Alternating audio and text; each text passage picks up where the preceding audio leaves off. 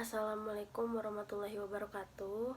Perkenalkan, nama saya Lufia Zafira dari program studi Akuntansi 5D Universitas Muhammadiyah Sukabumi. Di sini saya akan mempresentasikan hasil kerja saya tentang laporan keuangan PT Zebra Nusantara Tbk. Sebelumnya saya sudah mencari laporan keuangan PT Zebra Nusantara Tbk dari tahun 2016 sampai tahun 2018. Berikut adalah laporan keuangan PT Zebra Nusantara.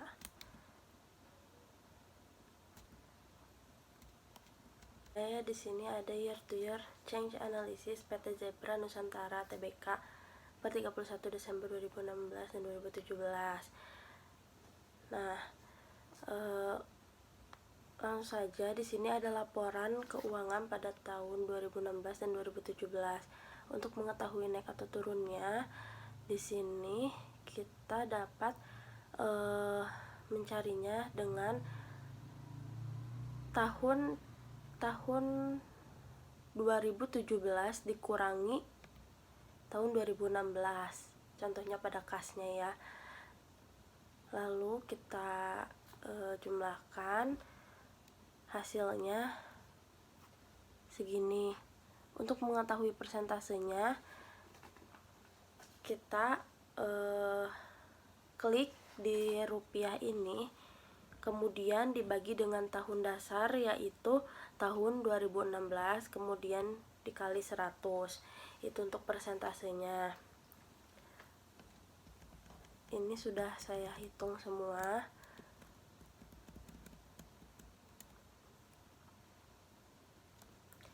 Nah, di sini kita sudah bisa melihat mana yang naik dan mana yang turun. Jika turun berarti di situ ada tanda minusnya. Nah, dari sisi neraca dapat dilihat ya, aktiva perusahaan mengalami peningkatan sebesar 598%. Nah, kenaikan ini bisa disebabkan oleh adanya kenaikan baik pada aktiva lancar maupun aktiva tetap. Tetapi ada penurunan utang jangka pendek yaitu sebesar 19%. Lanjut, ini PT Zebra Nusantara Tbk per 31 Desember 2016 sampai 2018 ya, menggunakan indeks number trend analysis. Nah, untuk indeks number trend analysis ini di sini kita harus mencari tahu dulu tahun dasarnya, karena kita akan mencari untuk tahun 2017 dan 2018. Maka dari itu kita membutuhkan data laporan keuangan PT Zebra Nusantara Tbk ini dari tahun 2016. Nah, di sini saya sudah masukkan data keuangan dari 2016. Sekarang kita mencari menggunakan analisis tren untuk tahun 2017 dulu. Untuk rumusnya itu tahun pembanding dibagi tahun dasar dikali 100%. Nah, untuk tahun 2017, tahun pembandingnya itu ini, tahun 2017 dibagi dengan tahun dasar yaitu 2016. Lalu kita kalikan dengan 100%, ini hasilnya. Untuk 2012 kita masih menggunakan tahun dasar yang sama yaitu 2016. Caranya masih sama ya. Di tahun 2018 dibagi dengan tahun dasarnya yaitu 2016 dikali 100%. Nah, ini hasilnya. Hasil dari persentasenya. Dari hasil analisis dapat dilihat bahwa hampir semua akun mengalami peningkatan pada setiap tahunnya. Contohnya pada aset di tahun 2016 ada kenaikan 698%, dan di tahun 2017 setelah dilakukan analisis tren ada peningkatan kas sebesar 263%. Selanjutnya ada analisis common size ya. Di sini saya sudah masukkan laporan keuangannya pada tahun 2016 dan 2017. Nah, karena pada common size ini kita harus mengingat kembali tentang persamaan dasar akuntansi, yaitu aktiva sama dengan pasiva. Aktiva atau aset itu sendiri sama dengan liabilitas plus ekuitas. Oleh karena itu, untuk perhitungan common size ini, masing-masing komponen baik aset maupun liabilitas plus ekuitas ini kita bagikan dengan jumlahnya. Nah, cara menghitungnya di sini contohnya pada tahun 2016.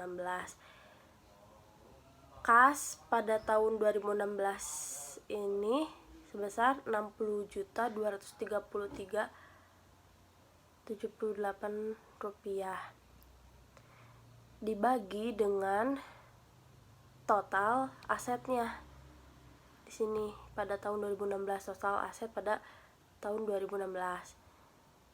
Lalu kemudian dikali dengan 100%. Nah, sudah ada hasilnya, yaitu 1%. Jadi setiap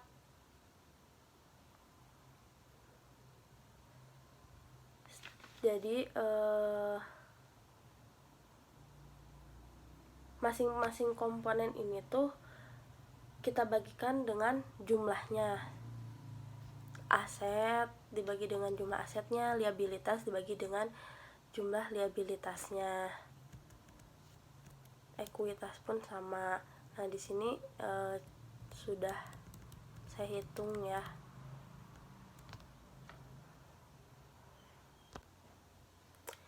Selanjutnya di pertemuan keempat ini saya sudah masukkan laporan keuangan PT Zebra Nusantara Tbk per 31 Desember tahun 2016 2017. Nah, di sini cara mencari current ratio tahun 2016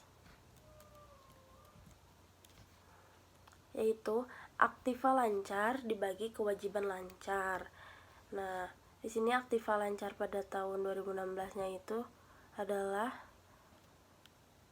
3.175.952.842 rupiah dibagi kewajiban lancarnya. Ini hasilnya. Kita cari juga current ratio pada tahun 2017. Untuk acid atau quick ratio,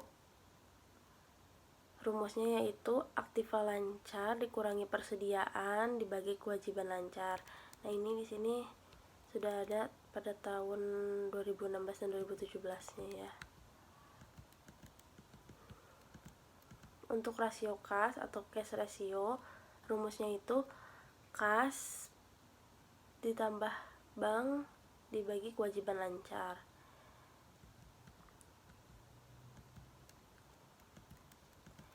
Untuk working capital ratio, rumusnya yaitu current asset dikurangi current liability. Nah, jumlah hari dalam piutang, rumusnya 360 dibagi penjualan dibagi rata-rata piutang.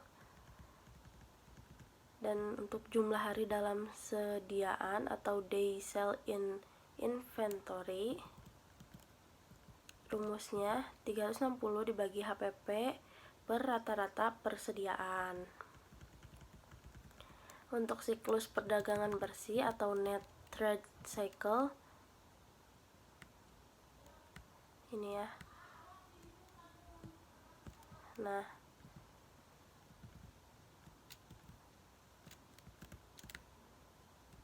dari hasil perhitungan ini dapat kita lihat bahwa terjadi kenaikan current ratio dari tahun 2016 ke tahun 2017. Semakin tinggi nilai current ratio, semakin stabil pula perusahaan. Karena terjadi kenaikan nilai current ratio, maka dapat disimpulkan tahun 2017 ini perusahaan dalam keadaan stabil. Nah, dari hasil perhitungan dapat kita lihat bahwa terjadi kenaikan pada exit atau quick ratio dari tahun 2016 ke tahun 2017. Semakin tinggi rasionya, semakin baik likuiditas dan kesehatan keuangan perusahaan secara keseluruhan. Karena tahun 2017 likuiditasnya mengalami kenaikan, maka dapat disimpulkan tidak ada masalah dalam likuiditas dan kesehatan keuangan perusahaan. Nah, suatu perusahaan dapat dikatakan memiliki uang yang cukup untuk membayar tagihan jangka pendeknya jika nilai cash rasionya adalah 1,0. Tapi perusahaan ini dalam waktu 2 tahun memiliki nilai cash rasio yang kurang dari 1,0. Ini berarti perusahaan ini tidak memiliki kas yang cukup untuk membayar tagihannya. Bahkan cash rasionya mengalami penurunan. Sini nilai working capital ratio mengalami penurunan sehingga dapat disimpulkan bahwa perusahaan dalam kondisi yang tidak baik karena nilai aktiva jangka pendek yang mudah dicairkannya kecil sehingga agak kesulitan dalam membayar hutang perusahaan. Nah, karena PT Zebra Nusantara Tbk merupakan perusahaan yang bergerak di bidang jasa, maka tidak bisa dilakukan 4 analisis terakhir, yaitu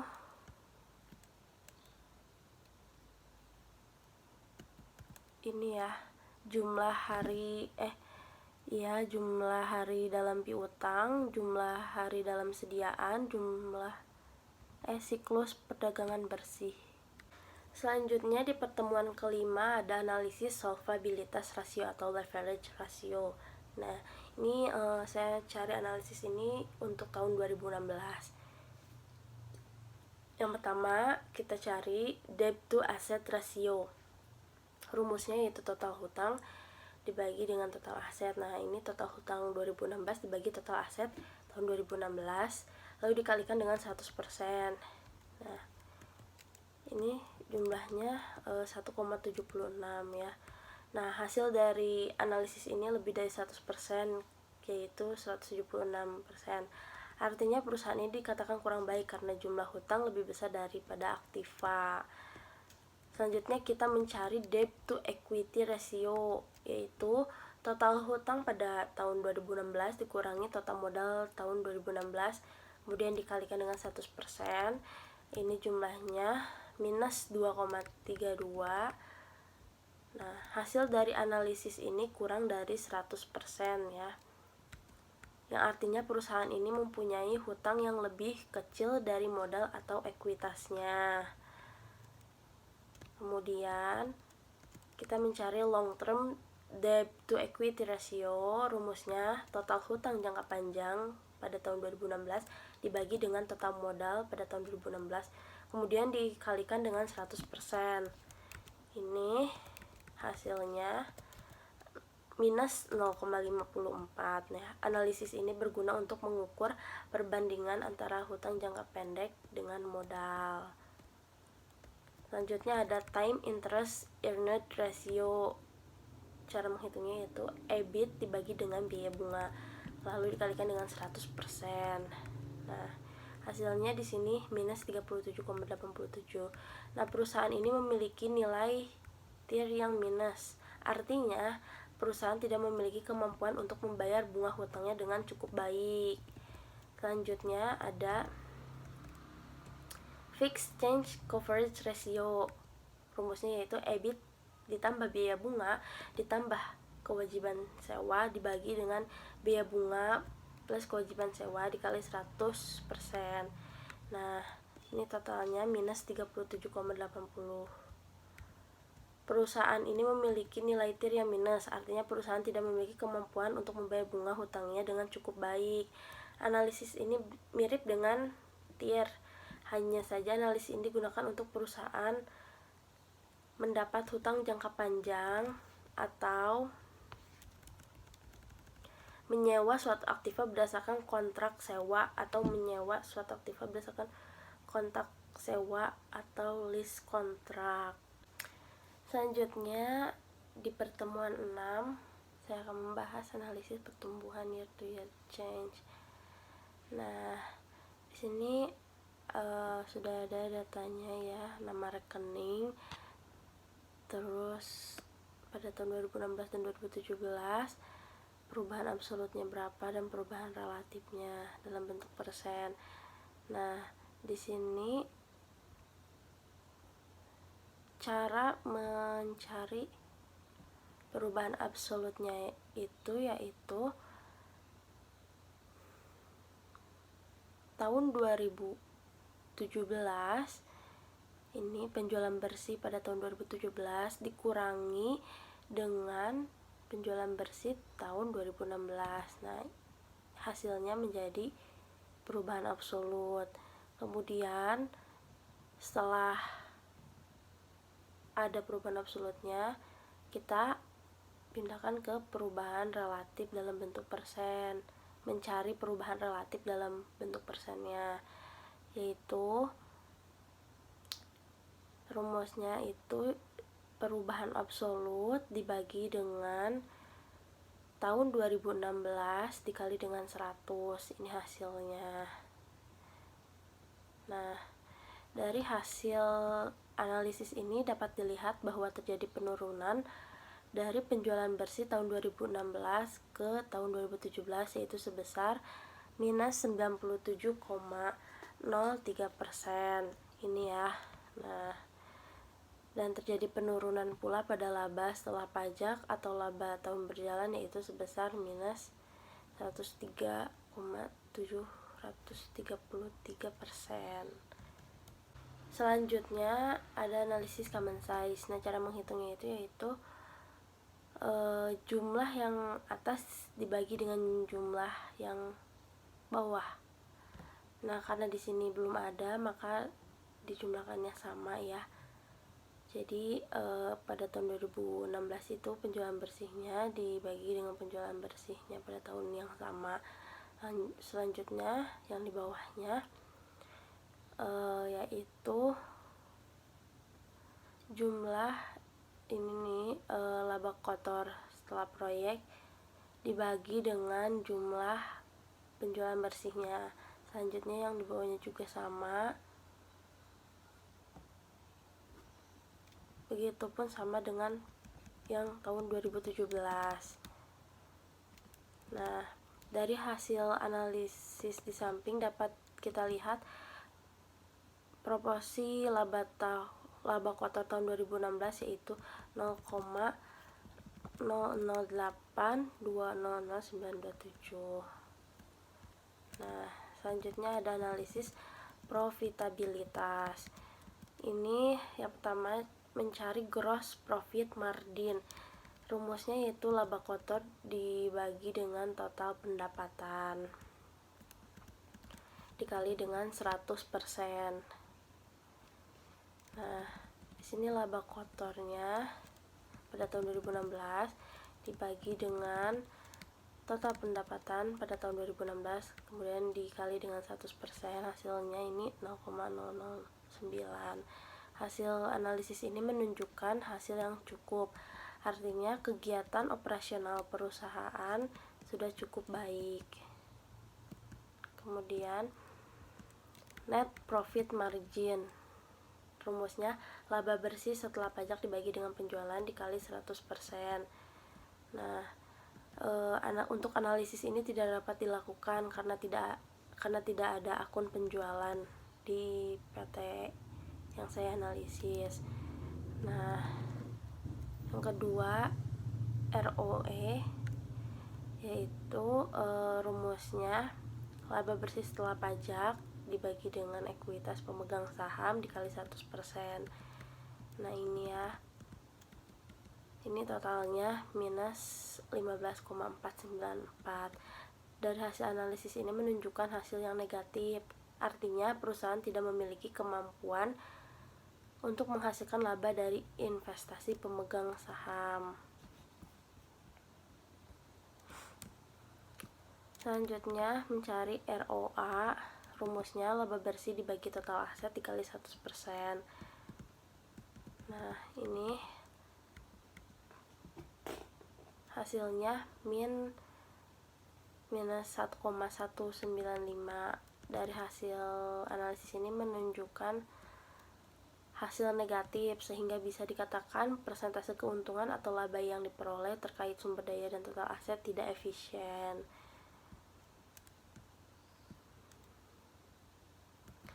Selanjutnya mencari ROI. Rumusnya laba atas investasi dikurangi investasi awal dibagi dengan investasi dikali dengan 100%. Nah, analisis ini juga sama, tidak bisa dilakukan karena pada laporan keuangan hanya terdapat akun investasi pada entitas asosiasi.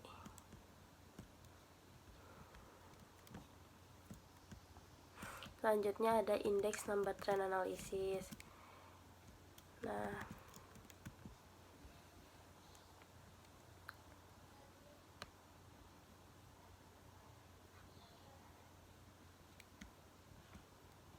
dilihat dari analisis tren selama 2 tahun, dapat dilihat bahwa terjadi penurunan hampir di semua akun laba rugi. Ini bisa diartikan bahwa perusahaan tidak mampu meningkatkan penjualan dan laba yang diperoleh selama 2 tahun ini.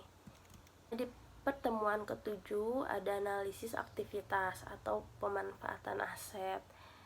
Nah, yang pertama ada rasio perputaran kas dengan rumus penjualan bersih setahun dibagi dengan kas awal tahun ditambah kas akhir tahun dibagi 2. Untuk rasio perputaran piutang, rumusnya itu penjualan kredit dibagi dengan piutang awal ditambah piutang akhir dibagi 2. Untuk rata-rata umur piutang, rumusnya piutang dibagi dengan penjualan dibagi 365 dikali 100 hari. Nah, untuk rasio perputaran persediaan, rumusnya penjualan dibagi dengan persediaan awal ditambah persediaan akhir.